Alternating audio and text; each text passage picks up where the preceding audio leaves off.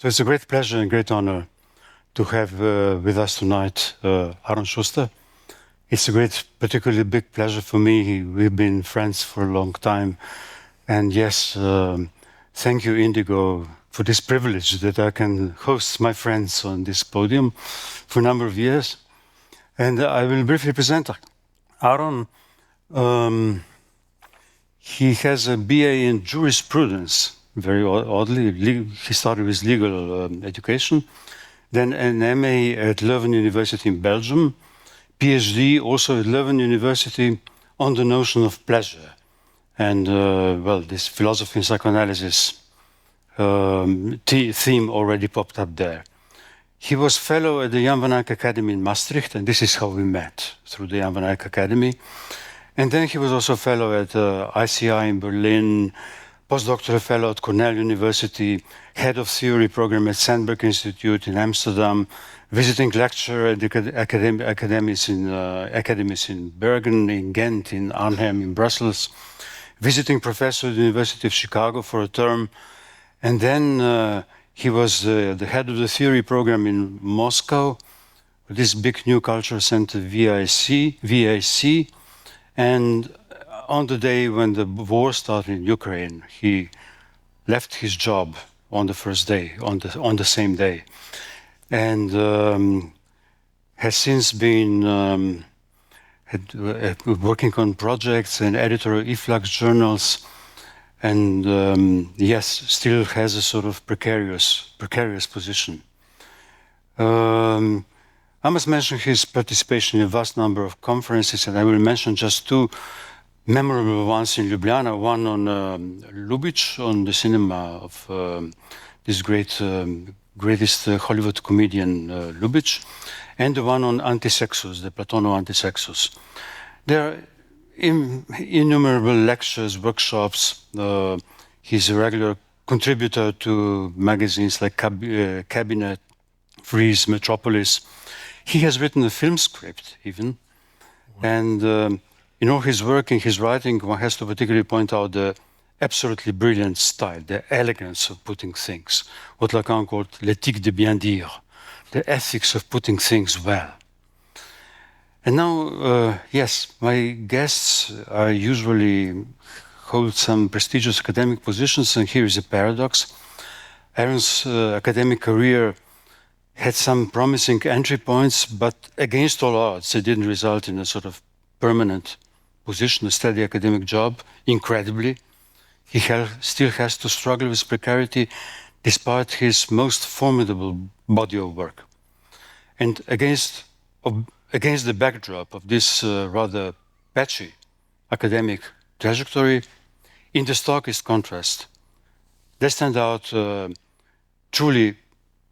least three truly awe-inspiring books. One of them is co-authored, and I readily say the best in their respective fields and true masterpieces. And the first one is called The Trouble with Pleasure. It was published by MIT in 2016. It's on Deleuze and psychoanalysis, and you know, with Deleuze and psychoanalysis, it's a war raging since the publication of Anti-Oedipus in 1972.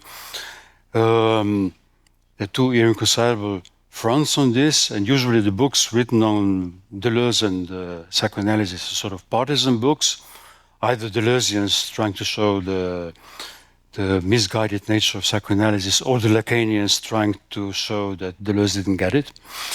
And Aaron's book is really outstanding by being non-partisan, not taking sides immediately, but non-partisan doesn't mean neutral. The book brings two sides into most productive vicinity, while also maintaining their differences, pointing out where real definite differences lie. And the book has, I think, one of the best opening chapters that I know of on the art of complaining.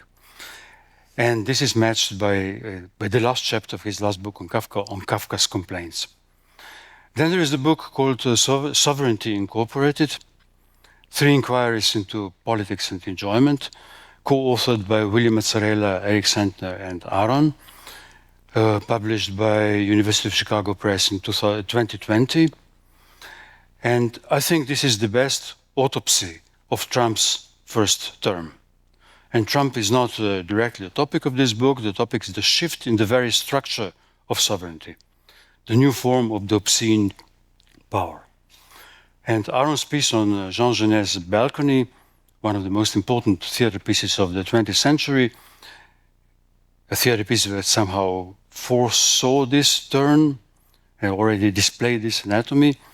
And I think it's a book that, with all the three contributions, but most urgently needs to be reread now during Trump's second term. And finally, we come to the book we speak about tonight, which is called How to Research Like a Dog, Kafka's New Science, published by MIT in 2024. And, well, this looks like the ultimate book on Kafka. And this really says something with all the masses of literature on Kafka and tons of it. And this one really stands out. Of course, there is old literature on Kafka, which is excellent, from Adorno and Benjamin Blanchot, to the recent approaches. Maybe only Roberto Calasso, K, is the book which really stands out. And this book is a bravura piece. It takes a single story by Kafka, the story called Investigations of a Dog, one of the longest and last ones, less read ones, as a cue not only to Kafka, but to actually finally metaphysical ontological questions, the structure of our knowledge, the status of science, and the need to introduce, let's say, the doggy science, the doggy university, with its own contest of faculties, the sidekick, atopic science, the science, well, the science of freedom, which maybe coincides with psychoanalysis. And this is the project of this Kafka's dog, which Aaron takes up. On the last page, this dog indeed sees himself as a founding father, founding dog of a different science from today, an ultimate science, and allerletzte Wissenschaft. And he was led to this by an instinct which made him prize freedom higher than everything else. Freedom! Exclamation mark. Actually, Kafka wrote this. One need to pinch oneself to believe it. Freedom. Certainly such freedom as is possible today is a wretched business, but nevertheless freedom, nevertheless a possession. So, is there freedom in Kafka's universe? Yes, I must just briefly point out that 9 of Aaron's texts have actually been translated into Slovene. I really advise you to read them. Now, as to Kafka, I will just briefly say that the slogan of this year's Indigo Festival is the dark mode, and it seems that Kafka is like the perfect embodiment of the dark mode. Which other candidate would fit better? Which mode could be darker than the supposed Kafka's universe, the entrapment, the claustrophobia, the closure, being at the mercy of an unfathomable dark forces. On page 1 of the trial, Joseph K. is apprehended, having done nothing wrong, and there will be only one-way path for him from this point on, from the first page to the execution on the last page.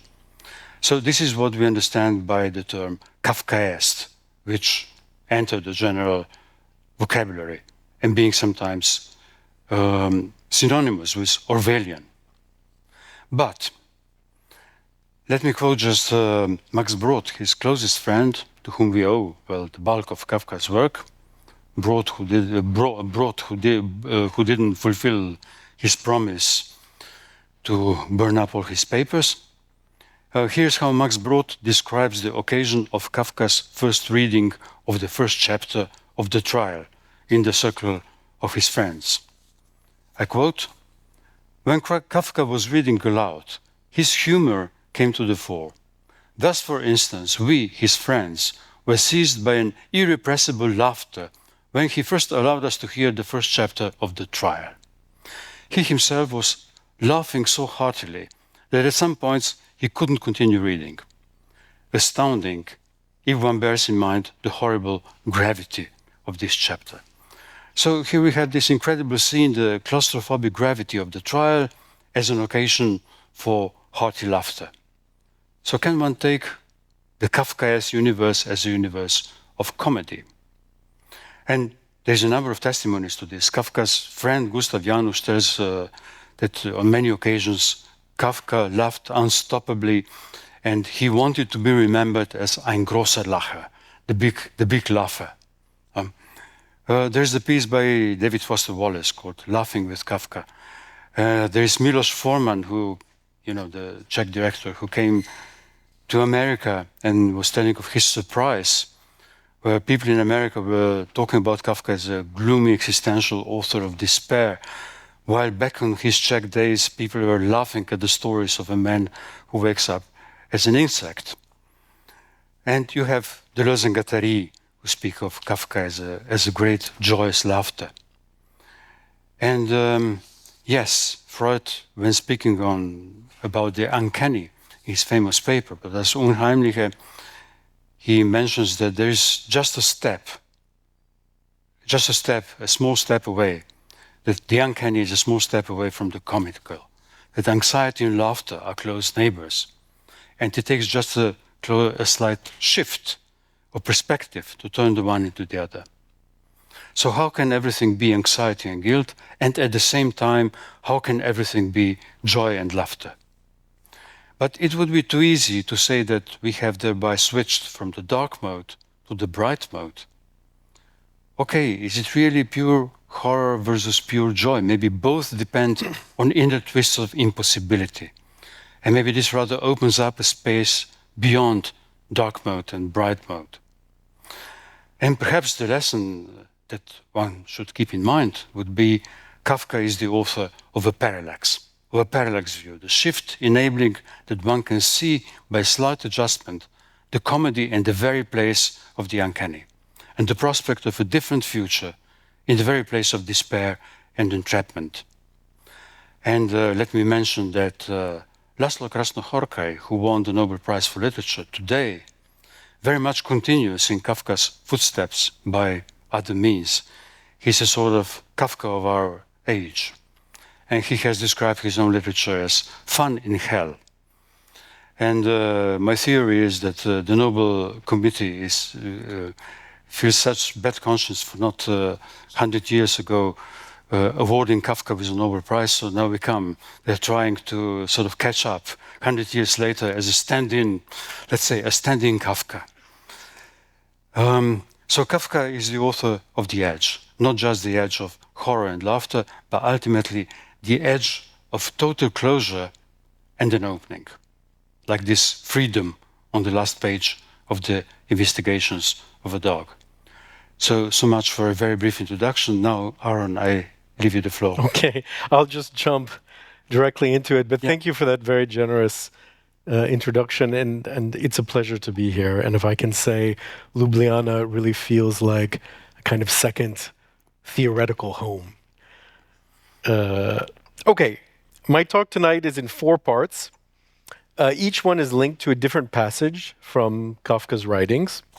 The first part is titled The Myth of and it actually starts with Plato. So Plato was a great storyteller.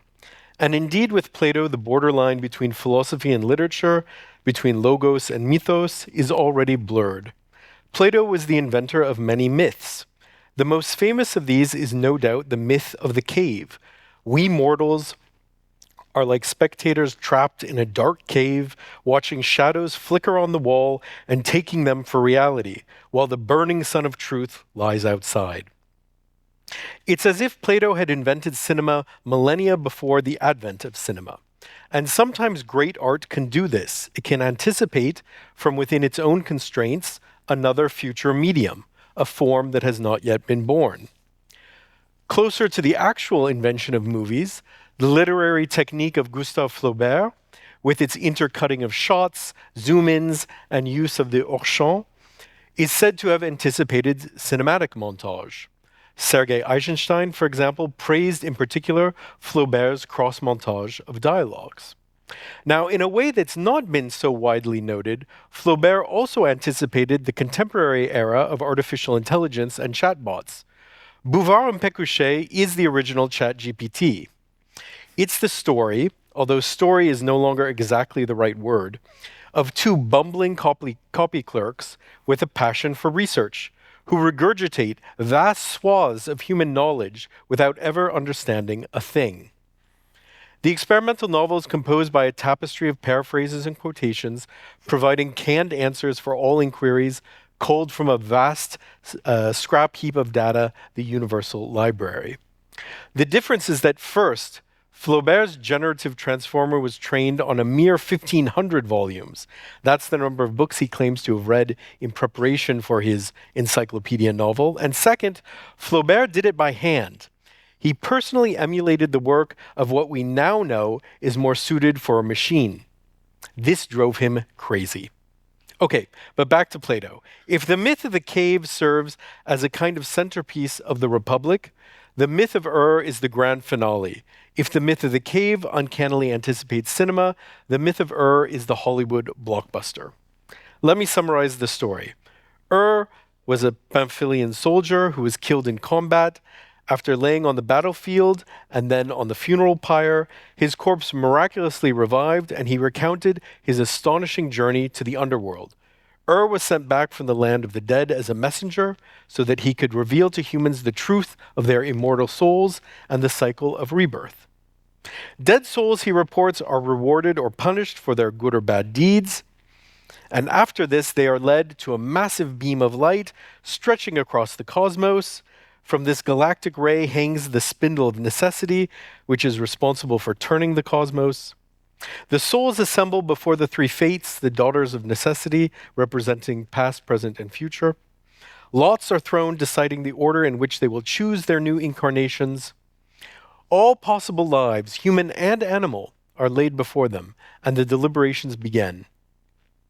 Now, once the selection is over, the souls are led to the plane of forgetfulness where they drink from the river Lethe, wiping away all that has happened from memory.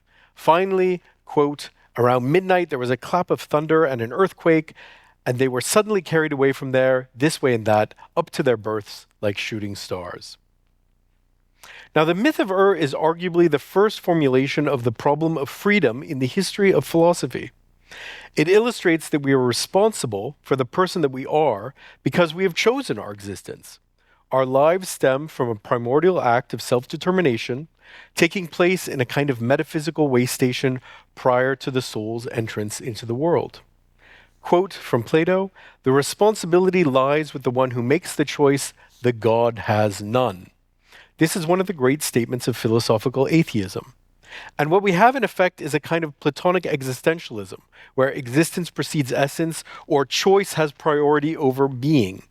And it's no accident that a young 22-year-old Sartre actually engaged in a rewriting of the myth of So is this myth something that belongs to the distant past, to a time when it was still possible to believe in the reincarnation and transmigration of souls, or is it somehow actual? Here I turn to Kafka, who offered his own highly imaginative version of the Platonic idea of metempsychosis. Kafka effectively reinvented this myth for the Freudian age. Instead of choosing its next life, the modern soul wavers or hesitates before this choice. So in a diary entry dated January 24th, 1922, Kafka writes, quote, "Hesitation before birth. If there is a transmigration of souls, then I am not yet on the bottom rung. My life is a hesitation before birth." Like the ancient warrior, Kafka too did not drink from the waters of Lethe, and so he has an exceptional memory of the conditions that presided over his birth or his misbirth. For in Kafka's case, what he cannot forget is not the original choice of being, but rather his vacillation or his indecision before this choice. Can we imagine Kafka in the afterlife? We could say that Kafka didn't make it to the afterlife because he never made it to this life. He is not yet on the bottom rung of the cycle of reincarnation. Or rather, his entry into the world was sabotaged by a hesitation at the origin, a wavering as to being. Kafka can be seen as neuroticizing the Platonic myth. And perhaps also like Kafka was sent to deliver this message to humanity, to report not on the passage of souls through the underworld, but on something less outwardly spectacular, but even more unsettling and bizarre: a metaphysical short circuit, a hesitation on the edge of existence and non existence, being and nothingness. Now, in an essay on obsessional neurosis, Freud writes of a choice of neurosis. The insight of Kafka is to reflect the Freudian concept into itself so that it's not just a choice of neurosis, but a neurotic choice of neurosis. It's as if Kafka were waiting in the antechamber of being, deliberating Hamlet's question: to be or not to be? Hold on, wait a second.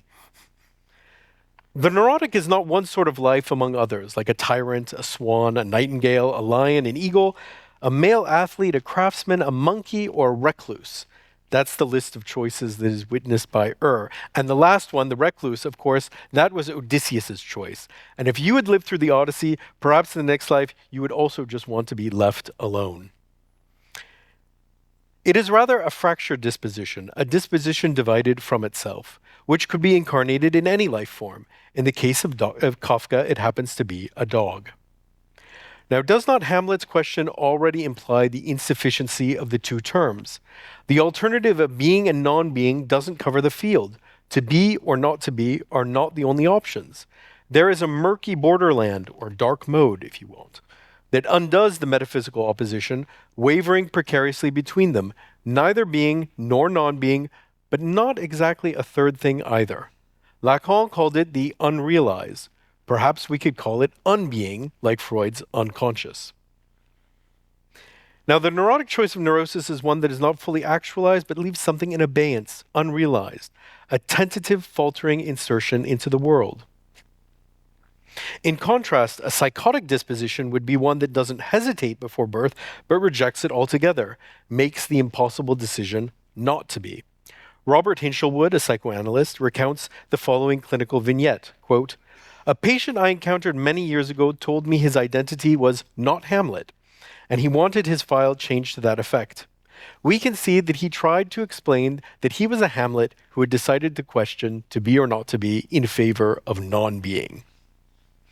We could further add to this a perverse disposition in which the choice of being is sidestepped or avoided. The soul becomes fascinated by some detail or accessory and then gets stuck with the life associated with this dazzling ornament.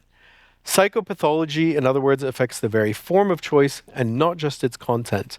And to take the Freudian notion of choice of neurosis seriously means to grasp the choice of being, this problem of self-causation, from a pathological optic, according to the different ways of bungling it. To hesitate before the choice, to choose the impossible option that nullifies the chooser, or to avoid choosing altogether, thanks to a fascinating object. So we need a new myth of a modernist theory of metempsychosis, where what is staged is not the soul's choice of being, but how this choice goes awry in one way or another. It's not the content of the choice, so to be a tyrant, a hero, or a recluse, or a lion, or a swan, but the formal act of choosing that has become problematic for us. It's in the various disruptions of choice, hesitation, self-abolition, or fetishistic avoidance that our freely determined fate lies. This is the modern twist on Plato, effectuated by Freud and Kafka. We too, in a way, believe in reincarnation. But what is reborn is only that which was never definitively born. Okay, the second part is titled The Borderland Between Loneliness and Community.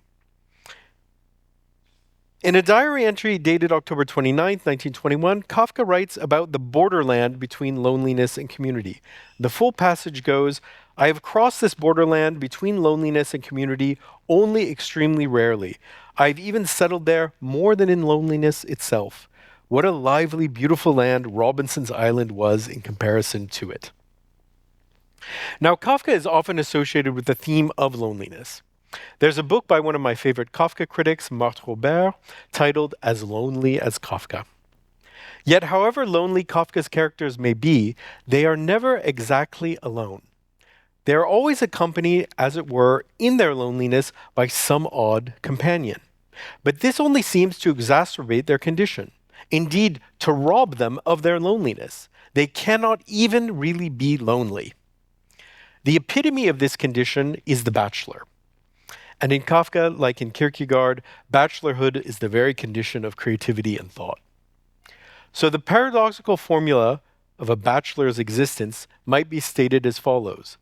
Loneliness can never be dispelled, and solitude is always disturbed by an intruder. My loneliness is incurable, and yet I am never left alone.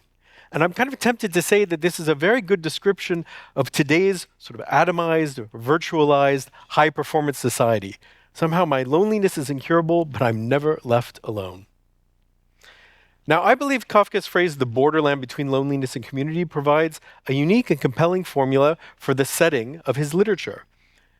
But, and this is what I'm going to try to explain now, it also provides a compelling formula for the research domain of psychoanalysis. So what is this borderland? When the social world, or the symbolic order of the community, can't answer a person's questions or provide a solution to their crises, so when a person is on the point of sort of falling out of the world, they are forced to invent their own ad hoc solutions. This is not simply a matter of creativity, but of necessity. One is compelled to invent or to improvise, whether one wants to or not, unconsciously, at the margins of culture, history, language, and shared experience. These improvised solutions, or what psychoanalysis calls symptoms, give the subject a bearing, a kind of anchoring, when they are threatened with the loss of all such bearings. They both separate the individual from the community and reconnect the person back to the world. They give them the means for expressing and dealing with their problems rather than simply drowning in them. Now, Kafka's formulation provides, I think, an essential clarification of the psychoanalytic idea of the symptom as a compromise formation. Usually, this is taken to mean that a symptom is a compromise between the drives and the limitation imposed by reality. For example, between sexual drives and taboos. Or else it's a compromise between competing drives, conflicting drives. It's a mangled attempt to solve a conflict that is unsolvable, so to kind of have it both ways. But in Kafka, the symptom should also be seen as a compromise between worldlessness and being in the world, between sheer mute isolation and participation in communal life, neither being nor non-being, but the border between them. That's what Kafka adds to the Freudian definition of the symptom as a compromise formation. Human beings are creatures of the border. There is a part of life that can never be shared in common and that can only be lived in the borderland between loneliness and community. And if there's something like an ethical lesson in my book on Kafka's dog, that's it. Now, in the 20th century, psychoanalysis was a new science that opened up this domain in an original way. Psychoanalysis investigates the production of symptoms at the most problematic and vulnerable points of human existence, where neither nature nor culture provides a reliable guide. Of course, not everyone is affected to the same degree by the same problems. Rather, again, this is from a Freudian perspective, but it's an interesting way to grasp kind of the singularity of a person. A person's individuality is expressed by what problems are the most problematic for them and how they react to them, the means they develop for dealing with and elaborating what disturbs them the most. To briefly summarize, these problem areas would include 1, how to grapple with mourning and loss between the extreme reactions of melancholia and mania. 2, how to deal with the confusion that sexuality and questions about sexual identity introduce into the body. 3, how to negotiate the psychic border between self and other and the limits of the body. Individuation always bears the traces of the other that is inescapably inside it. And 4, how to deal with the problem of authority and the law.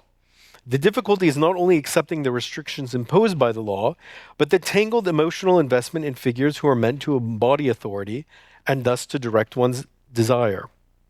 Sometimes it's not authoritarianism per se that's the problem, but rather the failure of authority figures to be up to their ultimately impossible task.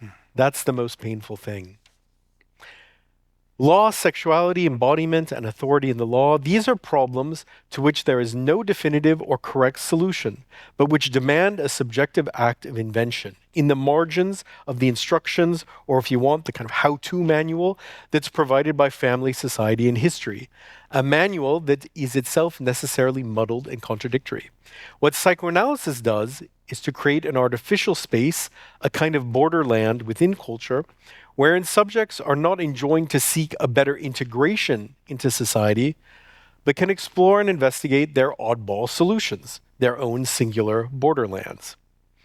Now, psychoanalysis is not the only approach to this border domain. For Kafka, it was literature. And we might also conceive of art in this way, despite the usual identification of art with culture as such. For Kafka's dog, this was to be the object of a science of the future, which would also be a science of freedom. So the third part, Caesar the dog, or involuntary insubordination. The third fragment from Kafka I've selected is a little-known story about a dog named Caesar. Here it goes. It's pretty short. "Strange," said the dog, passing his hand over his brow. "All the many places I've been, first across the market square, taking the logging road up the hill, then crisscrossing the plateau, along the paved road for a bit, left down to the stream and along to the line of trees, past the church, and now here. Why did I do it? I'm at my wit's end. I do so dread this pointless running around. It's not even that I'm tempted to run away. This yard is my place. Here is my kennel. Here is my chain for the odd time I've bitten someone. I have everything here and plenty to eat. So then I would never run away from here of my own free will. I feel well looked after. I'm proud of my job. A pleasant sensation of seniority passes through me when I see the other animals. But do any of them run off as foolishly as I do? Not one, except maybe the cat, that soft, scratchy thing that no one needs and no one misses. She has her secrets that leave me cold. So I am the only one who occasionally runs off, and it's a habit that might one day cost me my senior position. Luckily, no one seems to have noticed, though only recently Richard, the master's son, made a remark. It was a Sunday. Richard was on the bench smoking. "Caesar," he said, "you bad dog.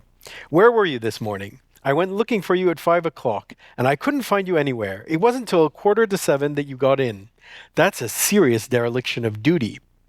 So I'd been caught that time. I got up, sat by him, put my arm around him, and said, "Dear Richard, please just let me off this once, and don't tell anyone. It won't happen again if I have anything to do with it."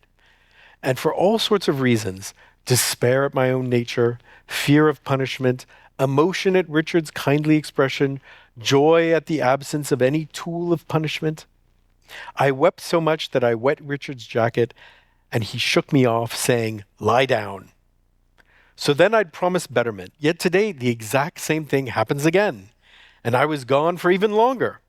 Admittedly, I only promised I would better myself if I had anything to do with it, and it's not my fault. What a comic portrait. Now, Caesar is avowedly unsatisfied with his lot. His owners take good care of him, and he is pleased with his high position relative to the other animals. But the dog can't help himself. He runs away in spite of his feelings. The impulse to break free is simply irresistible. Caesar is even bewildered by this strange drive that seizes him and forces him to embark on these senseless escapades. "I would never run away from here of my own free will," he says. "I'm proud of my job and that pleasant sensation of seniority that passes through me." I think this latter point is a precious social observation. Often, having a small advantage relative to one's neighbors is enough to make one feel content and to stay put. Now, the comedy lies in Kafka's reversal of the usual scene of rebellion. Instead of pretending to placate the master while secretly sort of disparaging or undermining him, Caesar sincerely wants to stay at home. He wishes to be a faithful hound. After all, that's what dogs are, faithful beasts. But he cannot resist the demonic impulse to flee. Freedom presents itself here in the guise of its opposite, as an inexplicable injunction to run away, as if it were a command emanating from some external agency and not a free choice. This has all the hallmarks of a superegoic imperative. But I would argue that where the superego really insinuates itself is in the dog's reaction to this bewildering drive, his guilt over his incapacity to stay at home and be a loyal mutt. This failure, he's quick to add, is not his fault, since it doesn't stem from him, and he can only promise to try to better himself. Now, is there not something deeply true about Caesar's plight? To the notion of voluntary servitude, as articulated from Etienne de la Boétie to Baruch Spinoza to Wilhelm Reich, should be counterposed an involuntary insubordination, and perhaps the latter is an even greater mystery for political thought. The question is not only, following Spinoza, why do people fight for their servitude as if it were their salvation, but also, why do people fail to conform to their servitude as if it were their ruin? In order to grasp the complexity of the problem of freedom, we need to abandon the too simple opposition between autonomy and heteronomy, or between freedom and domination. Instead, freedom needs to be articulated between these two contradictory poles. On the one hand, a willing subservience, or an autonomous affirmation of heteronomy, so I will my subordination to the other. And on the other hand, an unwilling resistance, a heteronomous form of autonomy, where I cannot help but fail to conform to the other in spite of my desire to do so. Involuntary insubordination is a specific and ironical form of resistance, where something in me rebels, refusing to assimilate to the social demands and pressures that we ourselves have internalized and consciously try to adhere to. Kafka's dog says, as if replying to the bewilderment of Caesar, "You do not desire to live as you are compelled to live." But sometimes this is not our conscious choice. We find ourselves rebelling despite ourselves, registering a discontent that we are not yet able to formulate or even unambiguously feel. Now, is Caesar's compulsion to run away, to sabotage his so-called happy domestic life, is this the expression of a subterranean freedom, of Caesar's true desire? We cannot know for sure, but we can risk this hypothesis, or we can gamble on it. We could use it as the starting point for an investigation. And in Kafka's story, Investigations of a Dog, the ultimate object of its protagonist's investigations is, in fact, freedom. The dog calls for a new science of freedom, and his own freedom, he calls it a meager freedom, like a shriveled plant, will consist in pursuing this science of freedom and not giving up his investigations pertaining to it. Now, it's possible that Caesar's compulsive flights, his irresistible wanderings, are nothing but a kind of dysfunction or sickness. And indeed, he says as much. He complains that he feels guilty about them and he wants to better himself or to be cured. On the other hand, they might be the opening to something else, if they were interpreted as a sign that there is something wrong, not with Caesar per se, but with his conception of what it means to lead a contented canine life, or what it means to be a free dog. In this case, Caesar would be at odds with his own longings and his own self-image, insofar as this image grants him a place in the wider community, a relatively privileged position in his master's household. Instead of being the proverbial man's best friend, he would be conflicted about his desire, a divided subject thrown out of place. There is thus not only dysfunction in Caesar's malaise, but opportunity to become not man's best friend, but the truth's. This is the basic premise or the basic wager of psychoanalysis, that symptoms are not merely ailments and dysfunctions, but points of crisis that call into question the images and ideals that an individual has of what it means to live, or to be able to live. Psychoanalysis treats symptoms as disguised and mutilated forms of critique, of social critique. And this is where psychoanalysis intersects with philosophy, where the exploration of the idiosyncrasies of a singular existence comes together with an analysis of the universal conditions of social being.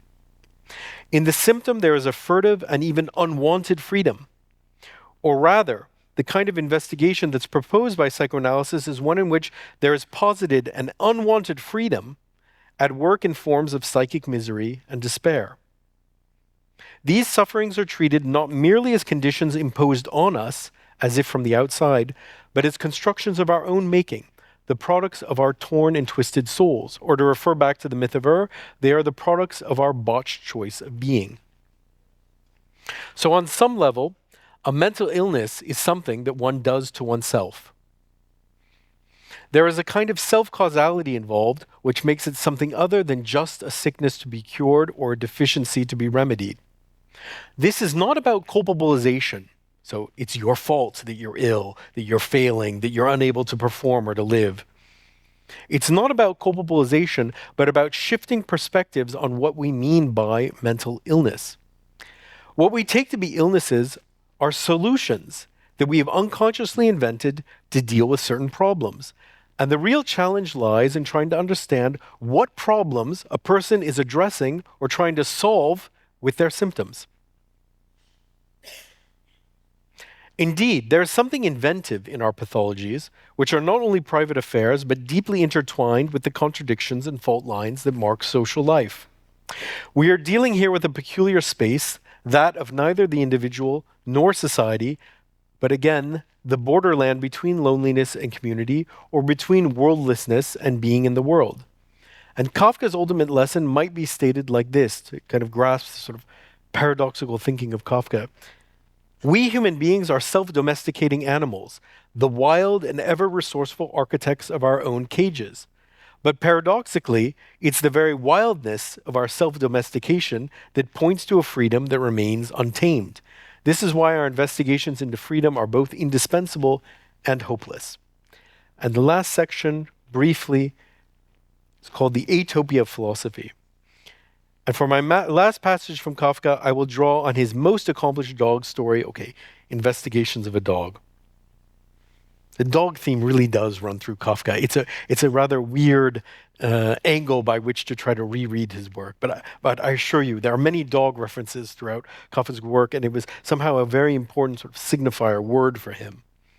So these are the last lines of Investigations of a Dog, and I've been alluding to them earlier in my talk.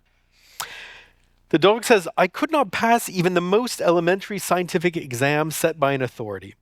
The reason for that can be found in my incapacity for scientific investigation, my limited powers of thought, my bad memory, but above all, my inability to keep my scientific aim continuously before my eyes. All this, I frankly admit, even with a degree of pleasure. For the most profound cause of my scientific incapacity seems to me to be an instinct. It was this instinct that made me, perhaps for the sake of science itself, but a different science from that of today, an ultimate science, prize freedom higher than anything else. Freedom, certainly such freedom as is possible today, is a stunted plant. But nonetheless freedom, nonetheless a possession. So one of the things I wanted to do in my book was to pose the question, what is this strange field or discipline or practice called philosophy? And my idea was to use the unlikely figure of Kafka's dog and his eccentric adventures in theory as a kind of point of inspiration for rethinking the meaning of philosophy. At the conclusion of the story, in fact, Kafka left this story unfinished, but on the last page of the story, the dog claims that he is actually a bad academic. He wouldn't pass an exam. He's incapable of mastering the field. No one will give him a job. But he does possess something that gives him a unique advantage, a kind of inner sense or an instinct. Now, instead of trying to tackle the question, what is philosophy? Let me ask maybe a bit easier question. How does philosophy see itself or justify itself in modern times in relation to other fields and disciplines? How does philosophy conceive its place in the university? And it's interesting to, again, pose this question at the moment when the university has both seemingly given up its ideals and is also under attack, and when philosophy itself in particular is under attack. So how has philosophy seen itself in modern times? Now, in short, I believe there are four answers, so going quite quickly, but I think there are four main answers to this question. The first is philosophy as the leader. Philosophy is the queen of the sciences. The last great heroic attempt to elevate philosophy to the rank of leading discipline, able to ground all rationalistic inquiry, was that of Edmund Husserl's new science of consciousness phenomenology. But this idea persists in philosophers' belief more or less avowed or disavowed, that theirs is the domain of pure conceptuality, where concepts are created, which then kind of find their way into other fields. So the notion of philosophy as kind of leading discipline. Second is philosophy as the servant of the sciences, which derives from the medieval idea that philosophy is the handmaiden to theology. In this conception, philosophy helps the sciences by kind of clearing away epistemological confusions, by sort of clarifying concepts. In this way, it assists the work of the sciences. The third possibility is philosophy as a specialized discipline. Philosophy is its own speciality. It has its own domain of problems and methods, often involving the use and misuse of language.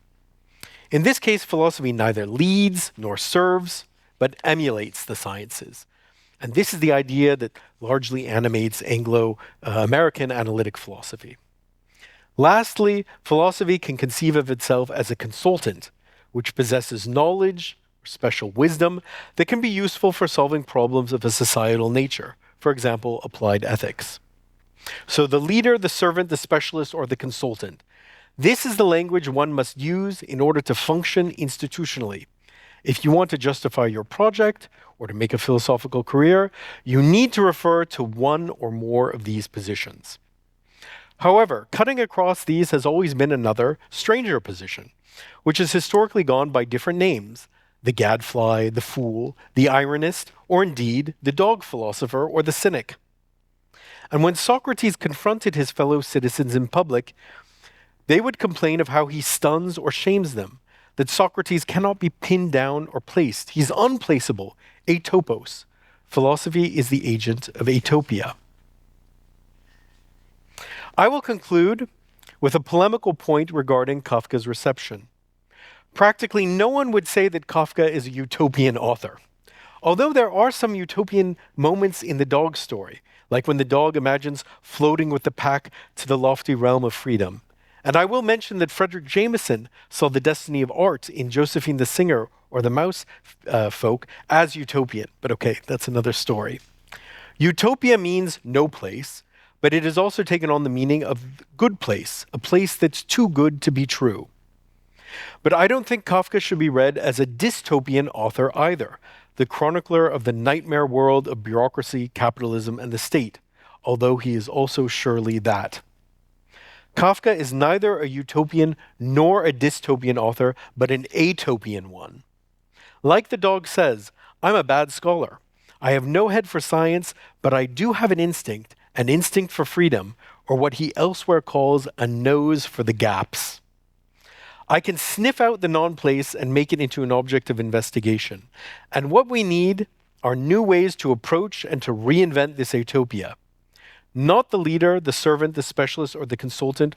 Philosophy can be the science of the non-place if it can invent a place for it. Thank you.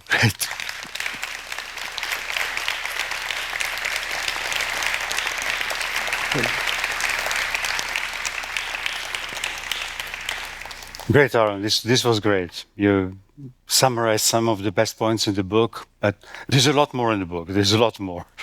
I have a couple of comments on all this, and the first one just first considers the notion of hesitation before birth, and this incredible Kafka's line. And I would like to place this Kafka's line between 2 points. One is the point of Oedipus, and the other one is Samuel Beckett, where we find the same, similar kind of structure, because in Oedipus at Kolonos, which is the least read part of Oedipus, you have this famous line by the chorus, best not to be born. The best thing that can happen to you is not to be born.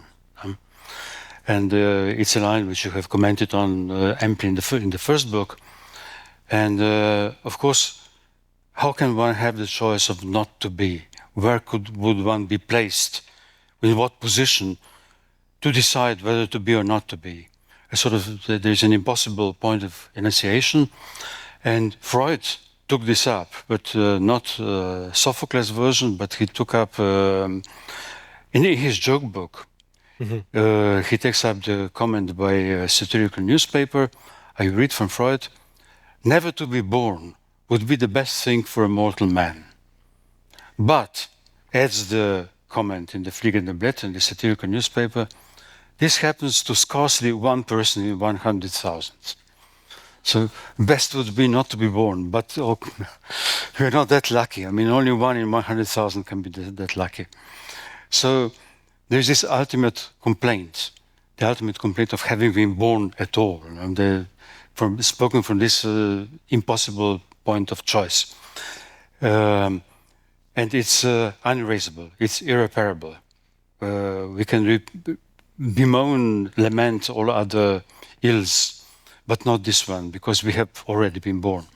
And in your book, I quote back a line, your line to you, from a book which I find brilliant.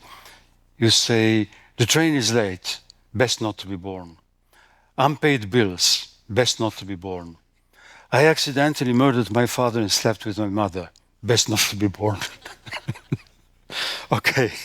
And you have this proposal, the human animal doesn't live his life, but the failure of not to be born. This would be the definition of the human. And Kafka's complaint is not about having been born at all, but rather of not having been properly born. So it's the obverse side of this Oedipus line. This is where Beckett comes in, who very oddly, conspicuously echoes Kafka on this. This is a Beckett's line from the letter to Alan Schneider. I'm afraid I don't know when life begins. I'm still waiting, personally. And in the end game, you have this exchange between Clove and Ham. Clove says, do you believe in life to come? And Ham answers, mine was always that. Yeah. So you have this famous waiting for the end in Beckett's plays, which form the content of his plays, but maybe actually waiting for the end actually coincides with waiting for the proper beginning. This place can't end. It can't end because it has never properly begun. So we have to do with precisely this failed being. Failed above all in the sense that it cannot even begin. It cannot even be being. Failed in itself by not cutting its umbilical cord with the non-being. So there is this modern predicament, failing to be properly born.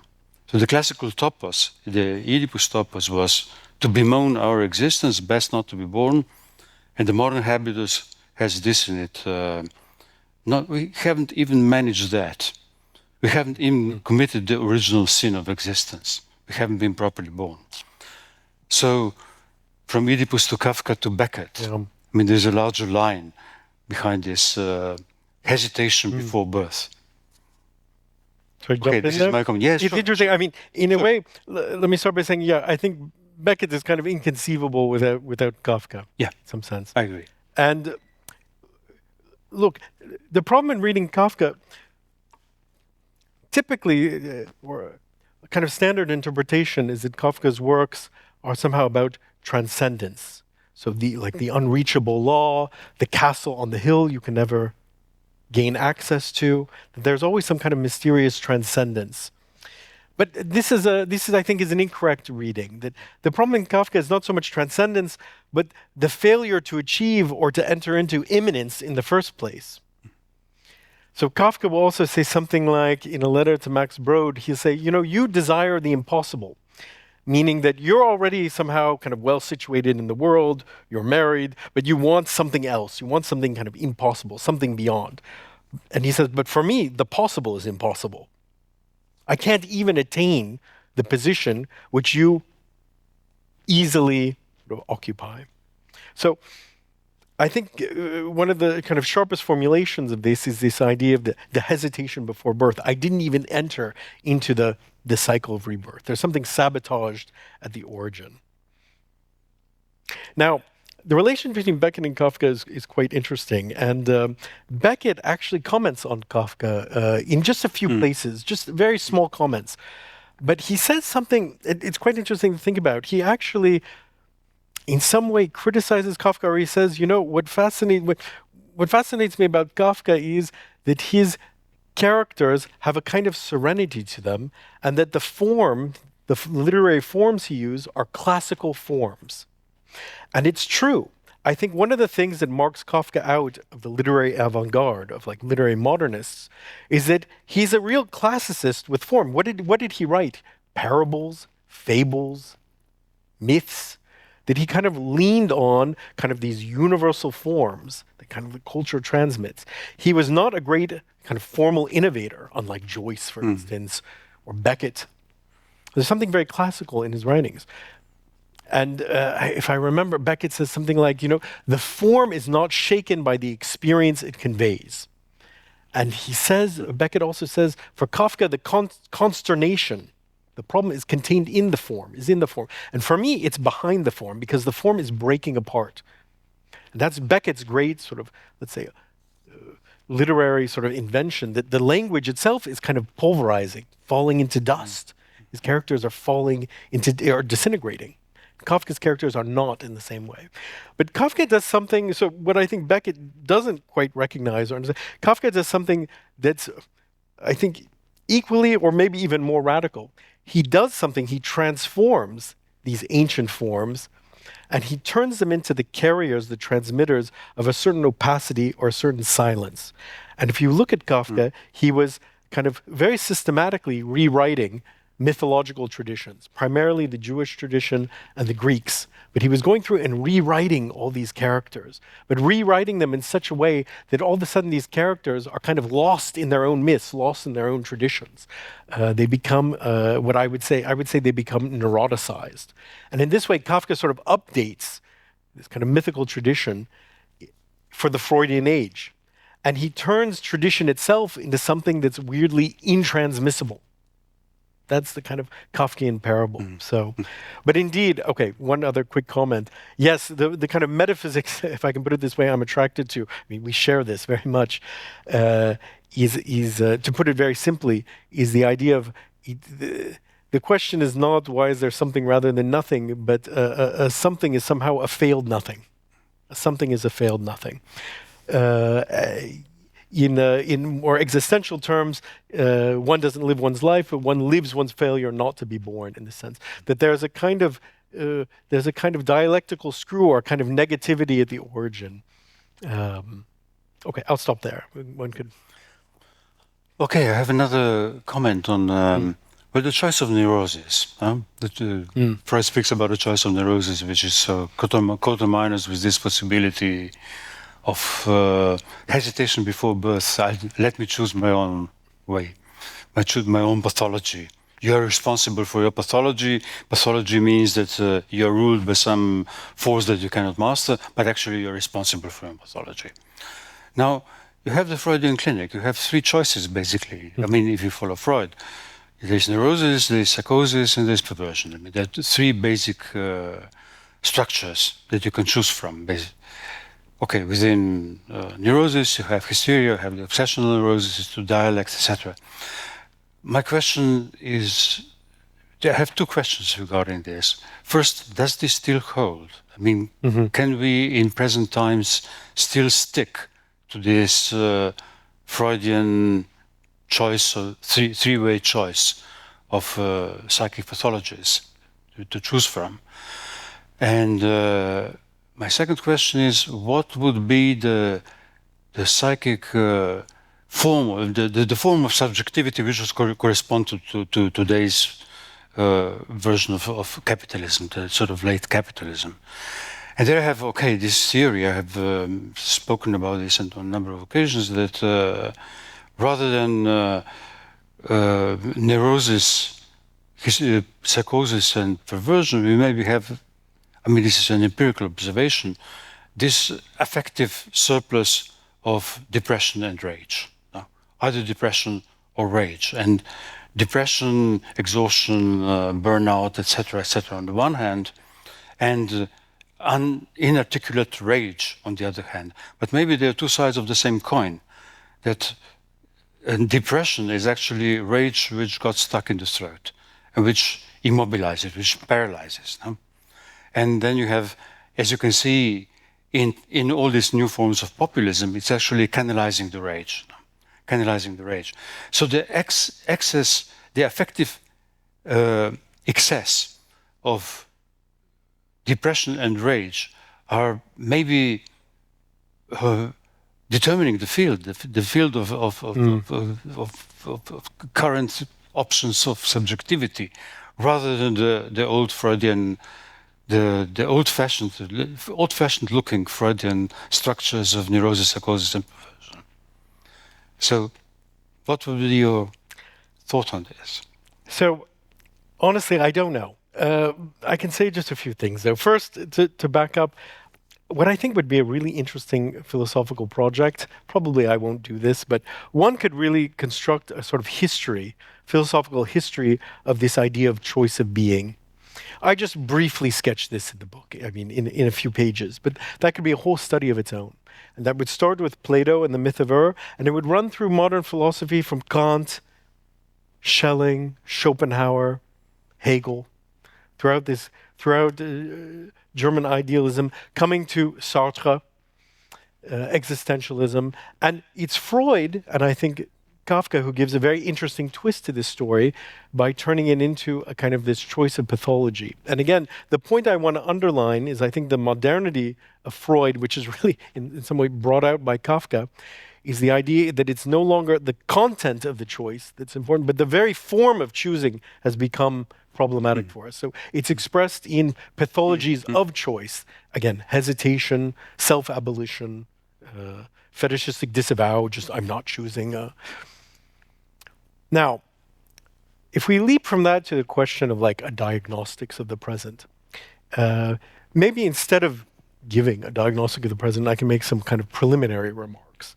The first would be, it is extremely interesting, the old, let's say, Freudian diagnostic categories, of which essentially there are only 3. There are so few clinical categories in psychoanalysis. I think this is something extremely refreshing today, because what we've developed, again, through psychiatry, but also in popular culture, is we have today a kind of extremely advanced, elaborated poetics of psychopathology. I think this has infiltrated entirely the culture, that we have a kind of hypochondriacal discourse. We have all sorts of names, shades of meaning, all sorts of kind of self-diagnoses. This is spread throughout, I don't know, from YouTube videos to diagnostic manuals. We are all kind of mini psychiatrists with many, many categories. And so turning to kind of old-fashioned Freud, there's something refreshing because there's so few categories. And why is that? It's because for Freud, the idea of a mental illness, again, is not just an ailment or proliferation of complaints, but it's essentially a structural sort of entity that addresses the problem. Is to understand the problem that the symptoms are addressing. Symptoms can actually be the same for different people, but their problems can be extremely different. This is an idea actually I take from Gilles Deleuze. I think Deleuze is brilliant on this idea, that he actually abjured. He didn't like this vocabulary of lack because he was saying desire is essentially problematic in its essence. You have to understand what are the problems that are really driving people, why they're developing certain symptoms. That's it. And those problems form, tend to, even though people are sort of infinitely variable, the problems tend to fall into rather fixed categories. And there's a kind of interesting sort of tension between infinite variability, kind of richness of individual lives, and the kind of static nature of categories. So as a preliminary comment, that's something to think through. That's something to think through today. And that's already, I think, a certain kind of radical step. Again, not to partake in this kind of proliferation of sort of diagnostic discourse. Then secondly, the second comment I'll make also kind of a little bit sidesteps your question, in the sense of instead of offering a diagnostic, what are the mandatory forms of subjectivity today? How does capitalism sort of direct or shape our lives? You could ask the opposite question, which is how does a neurotic make use of capitalism in order to, elaborate their neurosis? Or how does a psychotic make use of, because that's actually what's at stake again in these clinical categories. It's not just that clinical categories are reflections. So this is something, I do discuss in my book, because Kafka is often read as an acute diagnostician, a describer of a kind of world of bureaucracy, of state violence, of capitalism, and his characters are just read as kind of ciphers of these social forces. But if you really read Kafka, his characters are never simply reflections of the environment. It's clear that they are organizing their own realities and their own problems. And the funniest moments actually in Kafka stories are often when somebody just says, well, hey, you could just you could just drop it, or you could just go away. And that's absolutely true. Like usually the characters, they present themselves as absolutely compelled by the outside to do what they're doing, but usually they could just walk away. My favorite story of this is A Little Woman, if you ever read this story. It's an absolutely sort of mad tale of this conflict. You don't understand what the conflict is about, and at one point his friend says, hey, you could just leave for a little while. And he says, that's impossible, Anyway, okay, I digress. What's interesting here is the dialectic or tension between outside forces, in some sense, determining forms of subjectivity, but also subjects self-organizing their own reality and instrumentalizing whatever they find in the world in order to further their own drives. And this is the kind of dialectic I'm interested in. So actually, my primary question is not only, in our contemporary culture, what forms of subjectivity are kind of mandatory, what are the pathologies we suffer from because of our social conditions, but also the ways that we sort of use these conditions to, express our own sort of neuroses or deliria. Yes, I was going to comment on this, on the question of self-sabotage. And you use this a number of times in the book. And I think you propose this line to sum up Lubitsch's comedies, and we are both great fans of Lubitsch. Human beings do everything they can to sabotage their own happiness, but they fail even at that. Right. We botch it up. Right. I mean, we really try very hard to sabotage. It's a kind of reverse Aristotelianism. Yeah. It's not that human beings sort of strive to actualize themselves, but sometimes, they fail. It's actually we strive to sabotage ourselves, but we don't even really manage that. Yeah. Then happiness is sort of the slip of unhappiness, the inadvertent misfortune of unhappiness. So we get its fall. So we have this flicker of happiness. And psychoanalysis presents the best evidence of countless very complex strategies, tools invented by humans with boundless creativity to block and sabotage our happiness. Right. Yes, and we even fail at that. Can I interrupt really quickly? Because this is actually, again, maybe you'll consider this a cheap shot, but this is my argument against Walter Benjamin. That, Benjamin writes about Kafka as almost a kind of theology of failure. That, which, okay, it's true in a certain sense, but it's almost too precious the way that Benjamin describes it. In Kafka, it's not just about failure, but you can't even fail. Somehow, the failure is always kind of failing in some sense. Yes, you somewhere mentioned this image from Oulipo, which was the avant-garde literary movement in France. The rat building the maze, the labyrinth, from which he then tries to escape. Yeah. So this would be the Kafkaesque universe is actually the universe of complicity and connivance with the very limitations, constraints that are seemingly imposed from the outside. Yeah. Yeah. We have this is a red light blinking here, so I keep disregarding it for a bit, but. Let me to end. Let me answer. Let me ask maybe a very simple question. You described this Caesar story, and I like very much this as opposed to the voluntary servitude, the sort of involuntary insubordination. Is it possibly our hope in this? Is this our hope in this very constrained, fucked up situation that we find ourselves now? involuntary insubordination. If we can't really organize the resistance, maybe we should count on this. You know, I really, how to put it? I really like Kafka's formulation in Investigations of a Dog, where he talks about my hopeless but indispensable. And I prefer this formulation than, I feel like there's a kind of social pressure in philosophy, even it's part of the genre, that at some point, no matter how dark or whatever sort of dark phenomena you're describing, of course you end with like, and yet there's kind of hope against hope. I don't know why. There has to be sort of this positive moment somehow. I think it pertains to the genre in some sense. What Kafka does, I think, quite brilliantly, he's twisting these cliches. So, the way how he talks about the law and hope, it's very interesting because he turns around the relation. Normally you would think that the access, like the law is a universal, accessible to everyone. And how does before the law end? Like it's just for you. So somehow the thing that should be kind of universal and accessible actually involves the most kind of singular, phantasmatic relationship. But when it comes to hope, which should be like a deeply personal thing, Kafka says, there's infinite hope, but not for us in this sense. That hope is some kind of like universal, transcendent, accessible thing, but it's not a matter of your personal feelings. And I think, it's in these very moments of reversal, that there's actually, if you want, this kind of hope or this kind of twisted positivity, this failing to fail.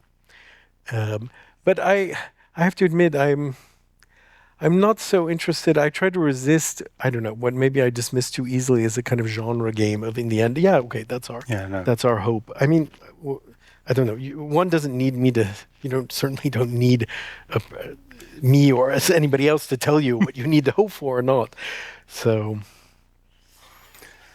Yes, I have very. I hope that's adequate. Unambiguous signs. Shall we leave some questions to the audience? Yeah. Or is it too late? One question. One question from the audience. Because we have a program then, Maybe 2 half questions if okay. you like. Okay, thank you very much for a fantastic lecture. Since you started as a jurist, you probably know that in the United States you have a solution to this, I don't want to be born, didn't want to be born. In many states you have, a law which allows you to claim that there was a wrongful birth. Yeah. And you can sue. For example, nowadays they are using this that people didn't get the right sperm, through when they asked, a kind of sperm bank. For example, sometimes it's a mistake. You ordered a white person, you got a black person, and then you want to, you get a baby. You still love the baby, but you want compensation because in the future, maybe you will love the baby a little bit less. Yeah. And also the baby's hair will need special styling, which will be expensive. In France, there was also a legal case where a very disabled person sued his parents. Why didn't you abort me? Unfortunately, he didn't succeed, But to Mladen's last comment about neurosis today, I like to ask my friends, psychoanalysts, what do they observe? Are there new symptoms? And usually they say, no, people still worry about love, job, they are still complaining. What they observe today is, yes, they still deal with the question, who am I for the others? And another being, the big other also, like, who am I? This is like still a big question. But the change they observe is the inability to desire. You are questioning, who am I? But, the inability to sustain the interest in others. Like my psychoanalyst friends would say that relationships now last between 1 week and 1 month. Because after 1 week, I don't know, I know everything now about this person pretty much. I don't desire him or her anymore. So I can come back to this question of hope. In some sense, this idea of involuntary insubordination might be too optimistic, but it's the idea that, so I could summarize that by saying, the critique that you would already read in the 30s about social adaptationism, I mean, actually, that's even become, much more extreme, I think, for us. That any sort of problem one has immediately is treated as a deficiency to be remedied. And if you have a dissatisfaction, you just shift to a new form of satisfaction. Everything is kind of treated as a sort of demand that can be answerable, including, indemnification for your wrongful birth, right? A very funny area, a kind of comic area of jurisprudence today. So, what I meant with this, what I meant with involuntary insubordination, is to look at these moments when a person maybe is behaving in such a way that they are misaligned with their own demands, with their own conscious demands. And they're producing some kind of symptom or some kind of dissatisfaction that they themselves are puzzled by. Now, one could read that, and one would be tempted to read that, again, as another form of malady, ailment that ought to be cured or corrected. But what if, and again, that's the crazy psychoanalytic wager, what if that was actually the index of another kind of truth? That's it. Now, the question is, do we still have the possibility, the framing today, to play that kind of game? To treat a dissatisfaction as the index of a broader crisis and not simply as a demand for another kind of satisfaction. Can we do that or not? That for me is an open question. I don't know.